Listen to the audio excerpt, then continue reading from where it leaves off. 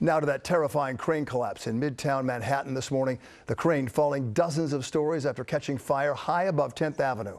Crews still on the scene tonight, investigating what happened and cleaning up the mess. We're going to begin our coverage tonight with Eyewitness News reporter Josh Einiger live at the scene. And Josh, it could have been so much worse. Oh, Bill, the height of the rush around here on a weekday morning. You got thousands of cars coming out of the Lincoln Tunnel, buses in and out of Port Authority.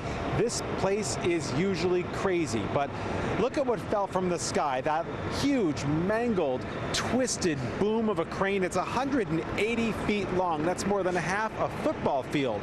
But when it plunged to the ground today, the only injuries it caused were minor. It's a round-the-clock operation now as crews work tonight in the shadow of the doomed crane after one of the city's most congested corners became a danger zone. It had all the makings of a true disaster as the mega crane gave way this morning, its boom first carving a gash in the occupied apartment building across the street and then plunging with a 16-ton load 45 stories to the street below. Out of nowhere, I felt the ground, the ceiling, all the walls shaking, like it felt like an earthquake. And hard-boiled iron workers Should we get out? ran for their lives. I don't know. Is it going to keep falling off? Let's go! Once we started running down the building, we just heard a big boom. Everyone's like, get out of the building, get out of the building. I looked at my partner, I said, well, both of us, we knew we got to get out of here, man. It was something out of a movie, you see, something out of a movie. It was something else. Workers had been pouring concrete for a new high-rise apartment building at 41st and 10th.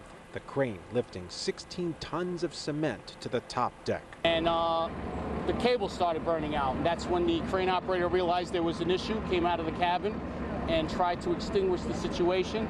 But once it lit up to a point where he couldn't, he needed to exit. We were extremely lucky this morning. City officials spent the day amazed the crisis didn't become a tragedy. Firefighters were only starting to arrive on scene when that crane's boom gave way. And as the fire heats the cable weakens to a point where it loses its strength, and that's where the collapse occurred.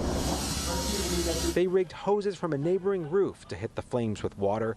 Meanwhile, on the street, first responders rushed to triage the wounded, finding just 11 people with minor injuries, somehow escaping certain death when the monster crane shook the earth. I was like, thank God everybody's all right, but as I'm in the building, I could have swore it was my last day. A lot of very lucky people here this morning and into the day. DOB investigators are honing in on a possible leak of hydraulic fluid as the possible cause for this crisis, but that investigation continues. They did say the crane company appeared to have been properly permitted and to be operating within the law here in the city, but that company also was involved in 2 fatal collapses 15 years ago. The company was not available for comment today.